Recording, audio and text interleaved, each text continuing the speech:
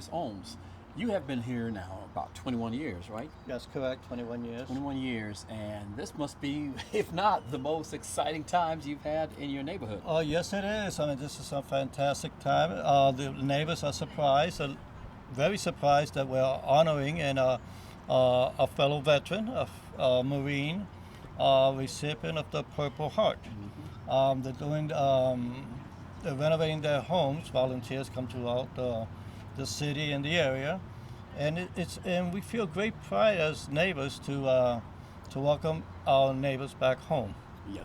Now, how were you made aware of this? Did you just see these vehicles descending on the neighborhood, or did they notify you guys? Well, it was funny. I come from work, and I see this RV, and I see these RV in the neighborhood, so I just go there and I ask, what are they doing? And they doing a TV program that's been going on for almost 30-something years, that they go out and renovate homes for the veterans.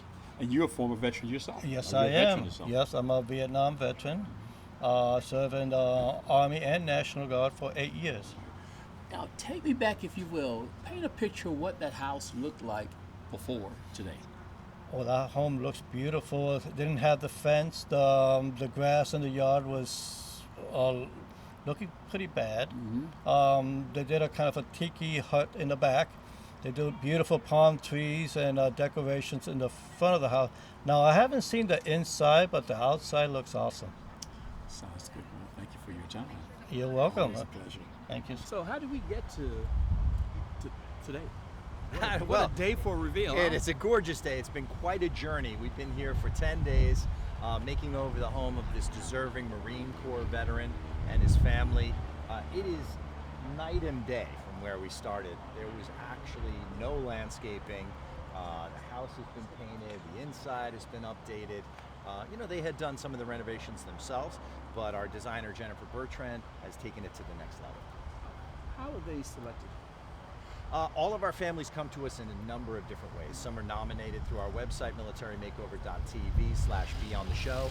Other people, other organizations recommend our families. We work with a nonprofit housing partner, our official nonprofit housing partner, Purple Heart Homes, and they recommend families to us. So yeah, there's so many deserving veterans. We have to really find the right one that we can do a good job on and tell their story.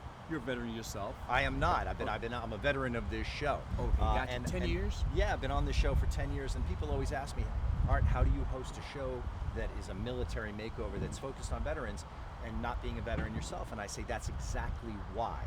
Because there are so many civilians out there that don't understand what you guys, you're a veteran yourself, thank you for your service, and all of our families have been through. So it's up to me to let them know you don't have to have military background to want to help and care for another U.S. citizen and deserving veteran, and the sacrifices that they've put. 20th family is going to happen in July, which will be the 40th family for the show. Right. And as a veteran yourself, Sure. talk to me. How do you feel about this? We have a lot of people in our society that walk around sometimes and they'll say, thank you for your service to a veteran, and they won't even look at them to see what they have to say in response. They'll just say it and keep walking. I see it all the time in the airport. This is an opportunity for us to really say thank you for your service, stop for a minute, and demonstrate thank you for your service. So I appreciate an opportunity to do this and to give back to those who have done so much for us. And Montell, does it ever get old? You keep doing the same thing every couple of weeks or months? Well, though, it's the same thing in the sense that we will do a home makeover, but every family is rich, has their own story, has their own reason why they were selected, but they also have their own true stories to tell. And that's part of what I do for the show. Because we are a makeover show, so we like to show people, all the ins and outs of how to make over and, build walls and put in yards and things like that. But at the end of the day, it's for a specific family. And I get to sit down and interview them and try to make people understand what they've been through and why we think they're so deserving. On this show, you do lawns, you build homes, and you restore homes. But a lot of people don't know that you have the other show that you actually, the one with the career. We do a show, we do Military Makeover, this one, we do Military Makeover Operation Career, where we feature businesses that actually employ veterans. And then I do another show that's called The Balancing Act. That's all on Lifetime. But with this one, we have an opportunity to bring the entire community together. I mean, you know, you just mentioned our traditional way we do military makeovers, we do the house.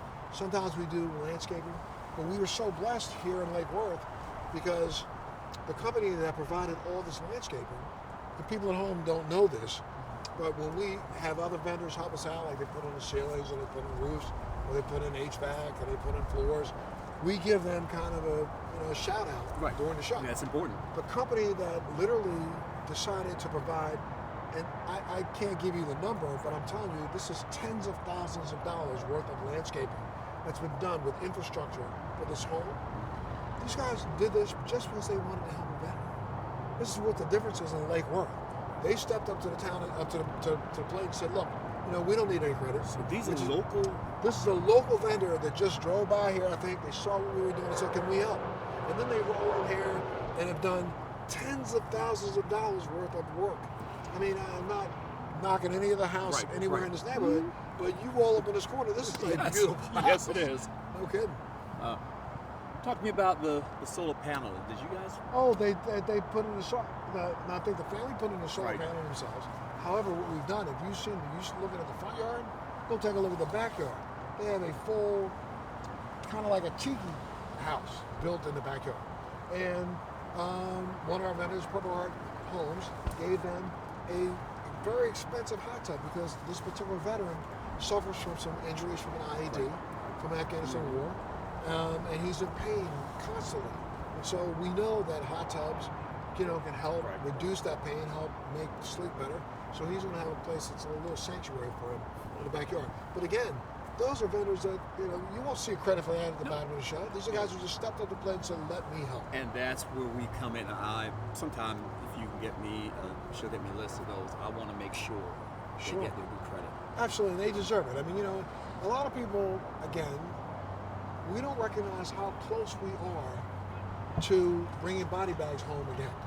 And we are just this close. If you saw what happened in the news recently, and the fact that we have a president that's now decided that we are going to be involved in some way, eventually that's going to mean feet on the ground. And when there's feet on the ground, that means that feet on the ground can get killed. And those are American treasures that are going to be coming back to us in a body bag, defending somebody else's democracy or somebody else's form of government.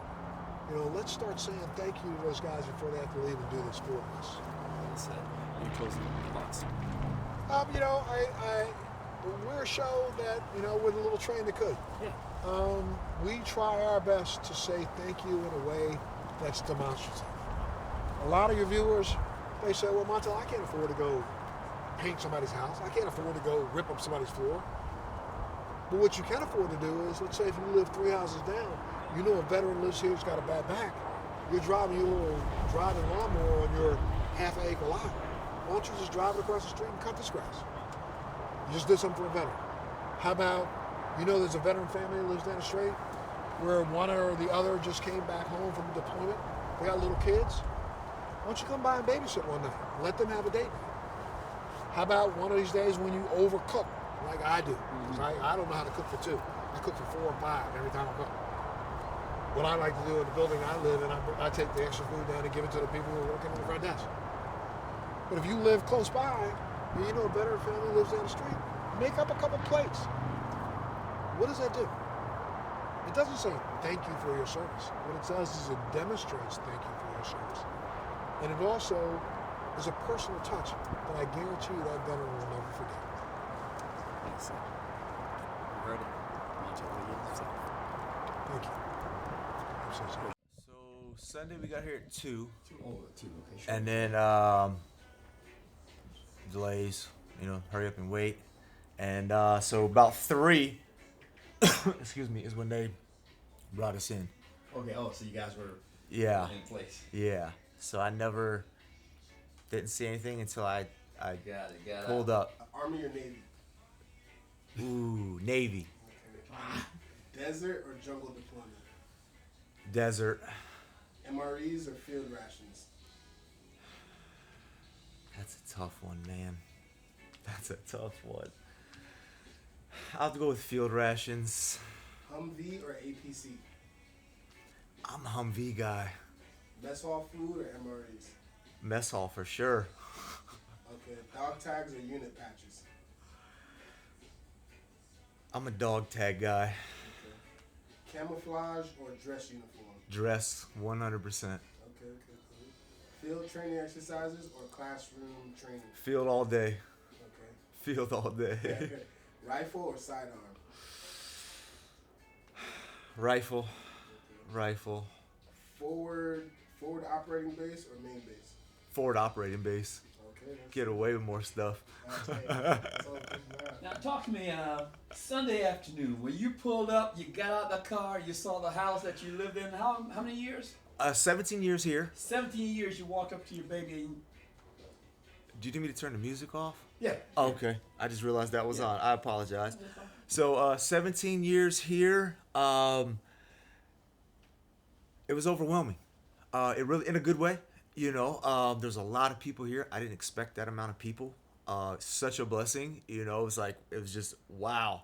I couldn't see a lot of the house just because the amount of people that were here. So like even now, a couple of days later, I'm seeing little bits that I didn't. So every day so far has been a really surprise since that day. But just walking up, I can't even describe what it felt like.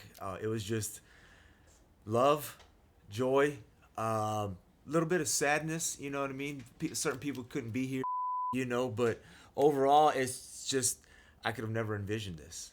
You know what I mean? I would have tried to the day I die to get something like this, but thank the Lord they stepped up, and yeah, that's pretty much the only way I can describe it to you. You know. Take me. How were you able to get this house? How did the process work? Okay, so in order to get with Military Makeover, what happened was I was at the vet center because I used to go to the VA for my mental health, and then I went to the vet center because they're a little more stable, and their therapists there are full time, and they're gonna be there, right? So the show actually reached out to the vet center and was just making calls like, hey, do you have any veterans in Florida? Do you have any veterans in Florida? And they're like, yeah, we got tons of veterans. The only problem was, which I found out, a lot of veterans in Florida do not own their homes. They rent or whatever, lease. But they don't own it, so they're not going to fix somebody else's house. So that's why they started resorting to having to call like the VA with the vet center as well. They're tied together, and they said, do you have anybody? And so they came to the vet center out in Green Acres and was like, asked all the therapists, do you have any candidates? And my therapist was like, I got one for you. And they were like, absolutely. And that was it. Here I am. I'll get a little deeper with you on that. It's 8 years in the making. We were supposed to do this 8 years ago, but there was a situation with my father and my mother, and so that delayed the process. But here we are. So blessing wasn't taken away. It was just not the right time. Right. So God said, here you go. Now we're ready. 2012. Yes. Take me back to 2012.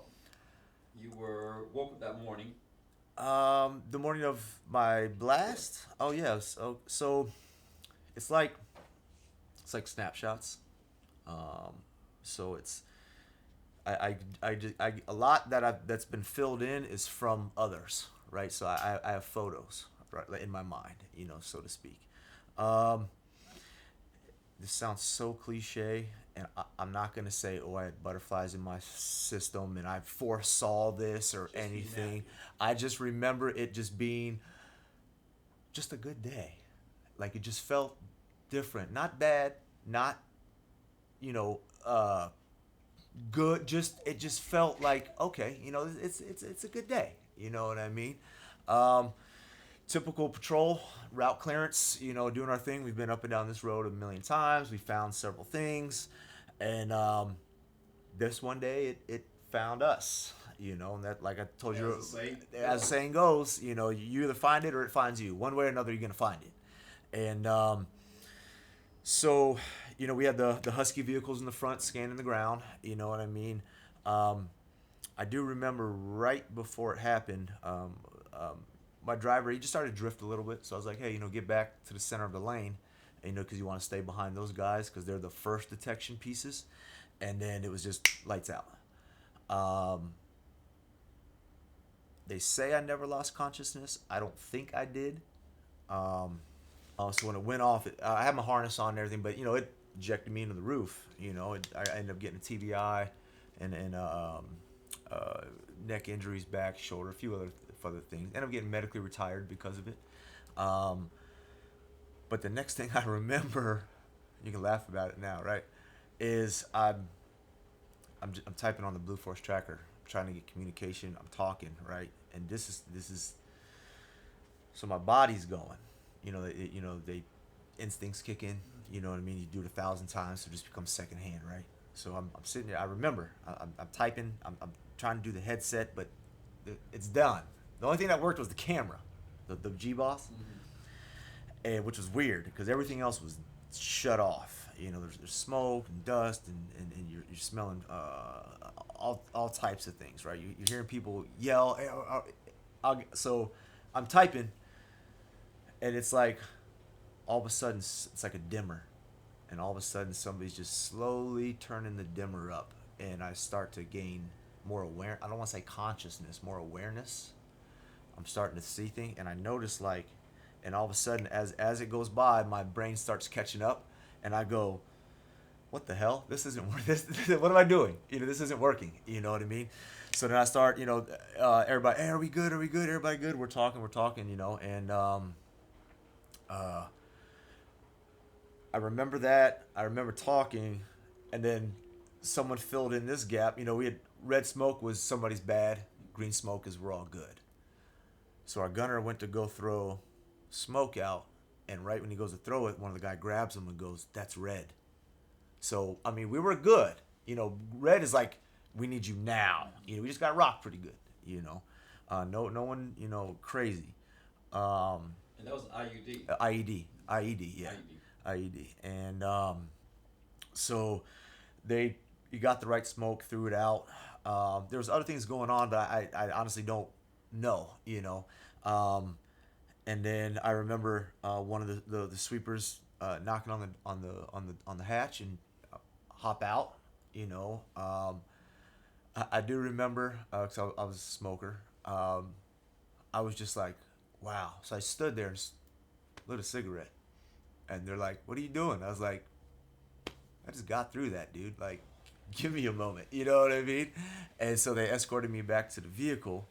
I don't remember, I remember standing on the ground, and then I remember being in the recovery vehicle, like that. There's, it's just, like I said, it's just snapshots.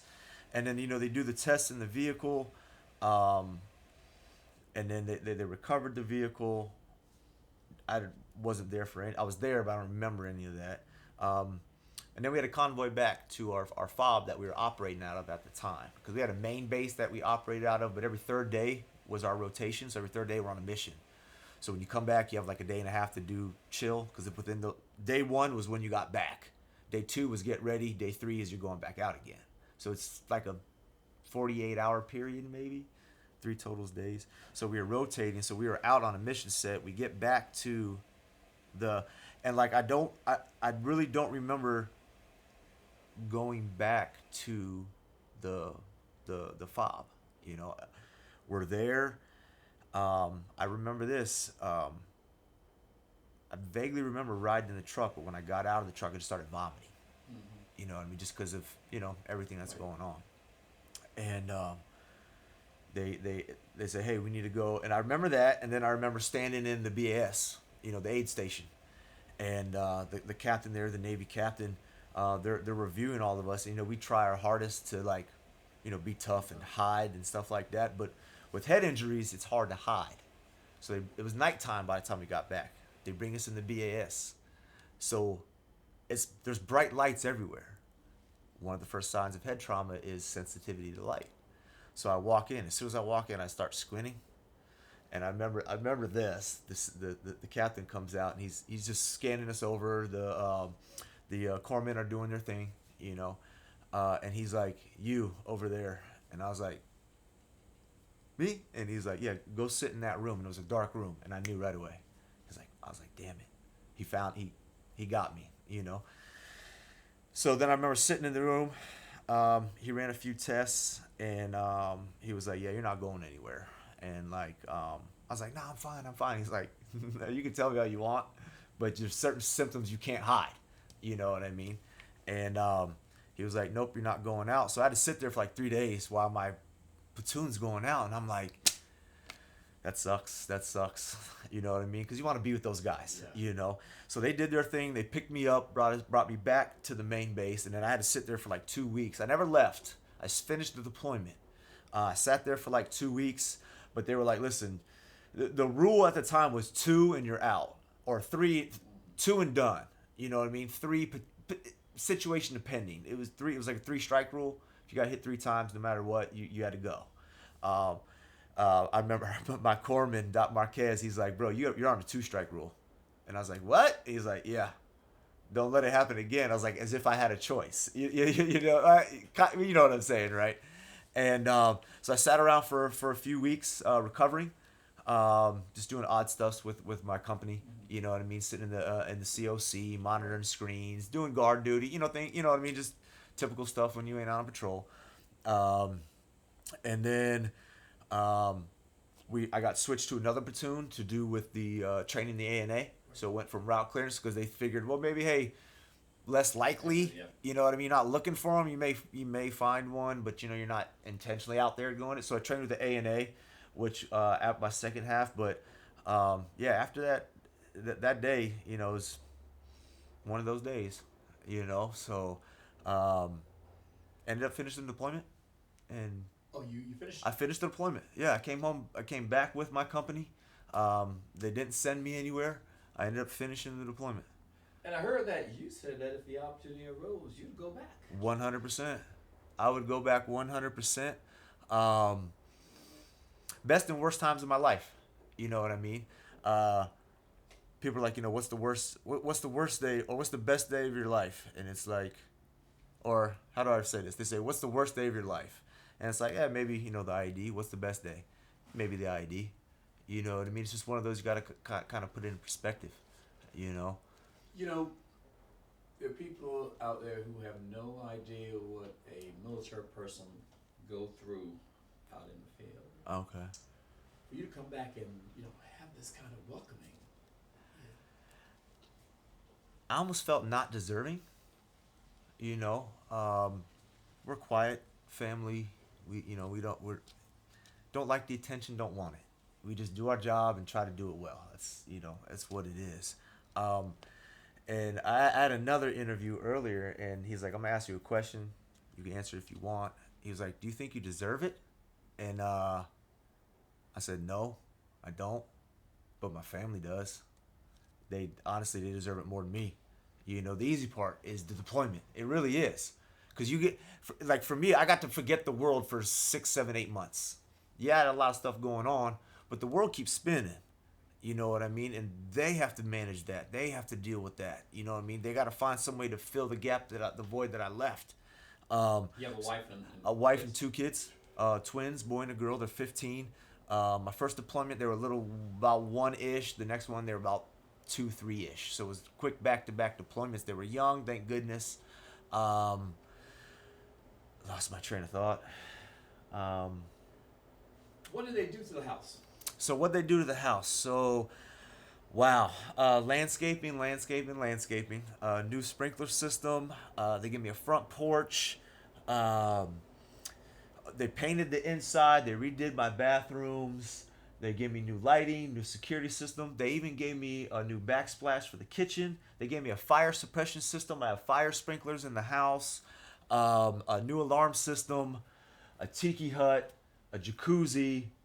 I heard about jacuzzi. Yeah, and like they wanted to do a pool, and I was like, I don't want a pool. I don't want to maintain it. I don't want to deal with it. They're like, well, what about a jacuzzi? Because my wife has neck and back issues. Right. She's had 2 neck surgeries. She's got back issues as well, and they were like, a jacuzzi would be great, for recovery. My kids play sports. My son does track and basketball. My daughter does baseball and basketball, and so what better way to recover than with a jacuzzi? You know, so a lot of I mean, they did so much. Like we got a cruise. Tell me about that. You were sequestered for the entire. Yeah. Just about every day we had something to do. They took us on princess cruises. Took us aboard the ship to do some filming, and at the end they awarded us with a 7-day cruise out of Fort Lauderdale. I've never been on that boat. I've only been on one cruise, so this will be my second one. So the kids have never been, so totally excited that you can go anywhere you want. That it goes out of Fort Lauderdale, you know. They took us to Dave and Buster's. They hooked us up with a great package. They gave us a bunch of gifts afterwards, food, games. It was awesome. Pep Boys did we did my wife's car. Had a few issues. They fixed that up. Oh gosh, there was so many people donated. Wiley X donated a bunch of glasses. What else? Cutter from Mosquito. Suave gave us full. Loaded our house with body products and soaps. I'm not sure if you heard the story about the landscaper.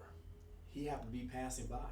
No. So, he was passing by and he saw Really? them doing the work and said, "How can I how can I be a part of this?" Wow, I And did he not know that. donated the service, paid his guys the entire week. I know he donated a lot of material, but I didn't know it was a happenstance Yep. that. Yeah, he just happened to be passing Wow, what a blessing. Amen. That's cool. That's really, really cool. For someone to come by and go, how can I help? Yeah. You know what I mean? Knowing what's going on. You know what I mean? Because we're losing that as a country, on a side note. But shows like this, people like you, they help keep that alive. You know what I mean? So thank you. You know what I mean? Thank you for that. Question. What's your favorite part of the house right now? The backyard. Right. 100%. What do you like about it? What's It's peaceful. right? I can get back there and I can lose myself, find myself. I can relax. It's always been the backyard's always been my gathering area, because I like to grill, I like to hang out, listen to music, relax, when I can. But now it just gives you that more homey, comfortable feeling. The way it's set up, I'll show you. You got to see it. It just feels like it's inviting. You know what I mean? And that's what I wanted. I wanted people to walk in and be like, this feels good. This is peaceful. That's good. You know what I mean? I'm comfortable here, and that's the feeling I get. So How did your kids react to just all the changes? they were shocked Right. because they did their bedrooms too. They redid their bedrooms, gave them new furniture. So when they saw all this, they were just like, because they knew we've been trying and trying. I would have died trying to get this. Right. You know what I mean? Yeah, before and after pictures, right? Yeah, absolutely.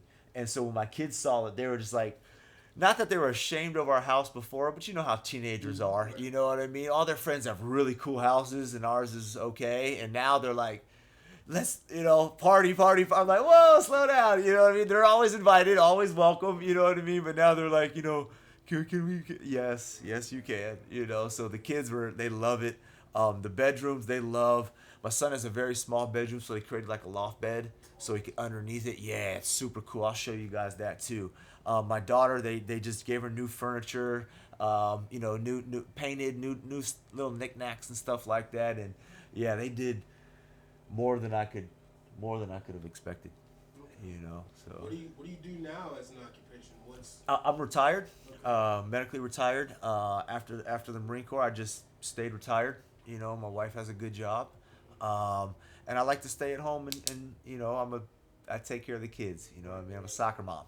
You know what I mean? So, I like to clean. Military teaches you how to clean. I think it's therapeutic. So I chase the kids around. You know what I mean? Pick them up from school, sports, work, training, wherever they got to go. And my father was always gone. So he didn't have my parents were married for over 40 years before my mother passed away. So he was there, but he was gone. He worked. He was in the Marine Corps. He was always coming and going. So my mother raised us, and so he missed a lot of sporting events, a lot of things. No fault. It's just a job. You guys know how it is being veterans yourself. You miss stuff. So to be able to, in a weird way, have that opportunity to do for my kids what my father wasn't able to do is such a blessing. You know what I mean? So I get to see him grow. I get to see him develop. You know what I mean? Instead of being gone for, how many ever months, and then I come back, it's like, oh, it's a new person. And then it's a new person. I actually get to see the progression, and it's really cool. Yeah. If you had to give a message to yourself, yourself in the past, let's say yourself 10 years ago, what would that message be? I was already asked this question once before, yeah, and it caught me off guard, and I've been thinking about that, I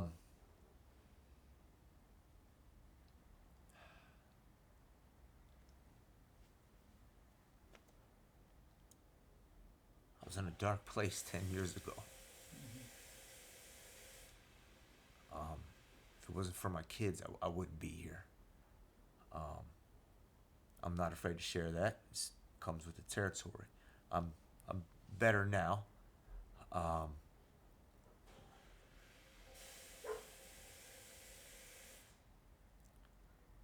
It's gonna be hard, really hard. You're gonna want to quit. Absolutely. Find something to hold on to. Took me a while to find something to hold on to, and just to hold on to that. Put everything into that. It could be anything. It doesn't have to be, whatever it is. Just hold on to it. Seek help.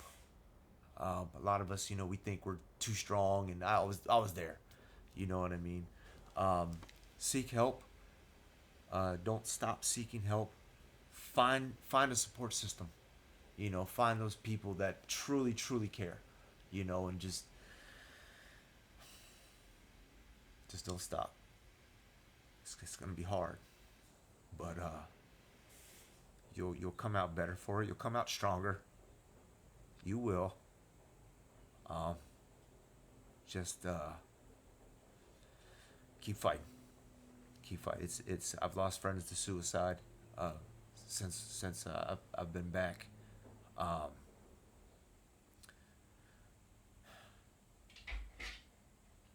So yeah, it's just keep fighting. Just keep fighting. So. Okay.